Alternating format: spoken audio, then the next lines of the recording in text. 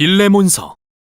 이 책은 바울이 감옥에 갇혀 있을 때 쓴 글로서 신약에서 가장 짧은 서신입니다. 그러나 짧다고 가볍게 봐서는 안 되는데요. 바울이 쓴 글 가운데 가장 파급력이 큰 글 중 하나이기 때문이죠. 이 서신의 세부 내용을 종합해보고 알 수 있는 이야기의 배경은 이렇습니다. 빌레몬은 골로새에 사는 부유한 로마 시민이었는데 바울이 에베소에서 선교 중일 때 그를 만나 예수님을 따르게 된 것 같습니다. 그 후 바울의 동역자 에바브라가 골로새에 예수 공동체를 시작했을 때 빌레몬은 그의 집에서 모이는 이 교회의 지도자가 되었습니다. 당시 빌레몬은 로마의 여느 가부장처럼 종들을 거느렸는데 그중 한 명이 오네시모였죠. 그러던 어느 날 이 둘 사이에 심각한 갈등이 생깁니다. 정확히는 알 수 없지만 오네시모가 빌레몬의 물건을 훔쳤든지 그를 속이든지 해서 무언가 손해를 끼치고 나서 달아나 버리는 일이 발생한 것인데요. 결국 오네시모는 도움을 요청하려고 감옥에 있는 바울을 찾았다가 그 과정에서 예수님을 따르게 되었습니다. 또한 바울에게 사랑받는 조력자가 됩니다. 그래서 바울의 입장에서 이 서신을 쓰기란 여간 까다롭고 민감한 게 아니었죠. 그는 빌레몬에게 오네시모를 단지 용서하고 다시 받아줄 뿐 아니라 이제 종이 아니라 메시아 안에서 형제로 대해주라고 부탁할 계획인데요. 그가 어떻게 하는지 보시죠. 바울은 기도로 서신을 시작합니다. 먼저 빌레몬을 칭찬하고 그가 예수님과 성도들에게 보인 사랑과 믿음으로 인해 하나님께 감사드리죠. 그런 다음 이런 말로 부탁을 하기 위한 준비를 합니다. 그대의 믿음의 교제가 더욱 깊어져서 우리 안에 있는 모든 선한 일을 깨달아 그리스도께 이르게 되기를 기도합니다. 여기서 핵심어는 교제, 즉 코이노니아라는 헬라어입니다. 이 말은 나눔 또는 동참을 뜻하는데 둘 또는 그 이상의 사람이 무언가를 함께 받아서 공유할 때 그들은 동역자가 됩니다. 바울은 예수님에 대한 믿음은 그분을 따르는 모든 사람이 하나님의 사랑과 은혜의 선물을 공유하는 동등한 동역자임을 깨닫는 것을 의미한다고 말하고 있습니다. 바울에게 예수님을 따르는 자들이 경험하는 코이노니아란 단지 생각 속의 개념이 아니라 인간관계 속에서 실제로 행동하는 것입니다. 이제 그는 부탁을 시작합니다. 그는 드디어 오네시모를 거론하면서 그가 감옥에서 자기 아들이 되었다고 말합니다. 즉 바울이 오네시모로 하여금 예수님께 그의 삶을 바치고 충성하도록 인도했고 그 결과 이제 그들은 메시아 안에서 가족이 되었다는 것이죠. 오네시모는 감옥에서 바울을 충실히 섬겼습니다. 바울로서는 이런 그를 계속 곁에 머물게 하고 싶지만 그들이 예수님을 따른다고 말한다면 이 갈등을 풀고 화해해야 한다는 것을 알았죠. 그래서 빌레몬에게 담대히 요구합니다. 이제는 오네시모를 종이 아니라 그보다 더 귀한 주 안에서 사랑하는 형제로 받아주십시오. 사실 이건 정말 무리한 요구입니다. 로마법상 빌레몬에게는 오네시모를 벌하거나 감옥에 가둘 충분한 권리가 있었습니다.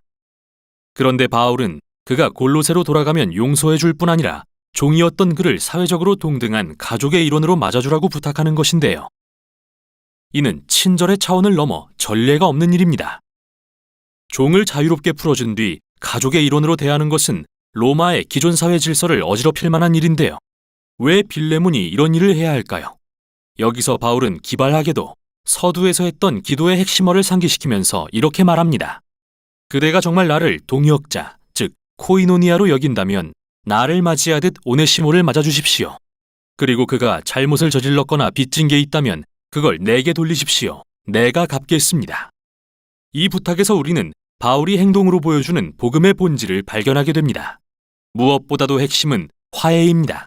그가 고린도 교인들에게 말했던 것처럼 그리스도 안에서 하나님은 세상을 그분과 화목하게 하셨으며 사람들의 죄를 그들에게 돌리지 않으셨는데요. 따라서 이 상황에서 바울은 예수님의 입장이 됩니다. 그는 오네시모가 잘못한 결과를 부담할 것이며 빌레몬과 화해할 수 있도록 값을 지불해 줄 것입니다. 하지만 바울이 하려는 말은 단순한 법적인 거래에 그치지 않고 코이노니아도 의미합니다. 오네시모와 빌레몬과 바울은 모두 하나님 앞에서 동등합니다. 그들은 모두 다 용서가 필요한 존재입니다. 따라서 십자가 앞에서는 모든 관계가 평등하며 이는 빌레몬과 오네시모가 더는 주인과 종의 관계가 아님을 의미하죠. 그들은 이제 한 가족이자 메시아 안에서 형제입니다. 또는 바울이 빌레몬과 골로새 교회 전체에 말했듯이 하나님의 새로운 가족에는 그리스인과 유대인도, 할례받은 자와 할례받지 않은 자도, 종도 자유인도 없습니다. 오직 그리스도만이 모든 것이며 모든 것 안에 계십니다.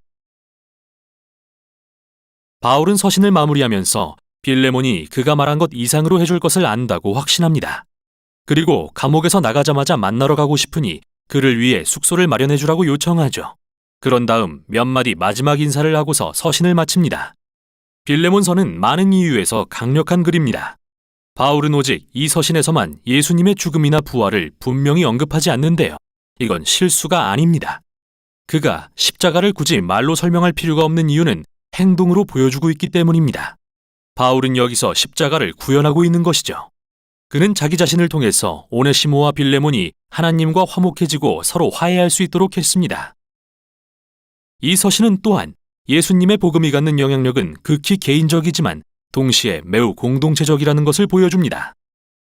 빌레몬과 오네시모가 이제 메시아 안에서 형제라는 사실은 그들의 주인과 종의 관계를 완전히 무의미하게 만듭니다. 예수님의 사람들로 구성된 이 가족은 하나님의 자비를 공유하는 장소입니다. 새로운 종류의 사회이자 바울이 골로새서에서 말한 것처럼 사람의 가치가 사회적 지위나 인종, 성별이나 사회 경제적 계층으로 정의되지 않는 새 인류입니다. 메시아 안에는 새 사람들, 즉 예수님을 통해 하나님의 치유의 자비를 공유하는 동등한 동역자들만 있을 뿐입니다. 이게 바로 빌레몬서가 전하는 내용입니다.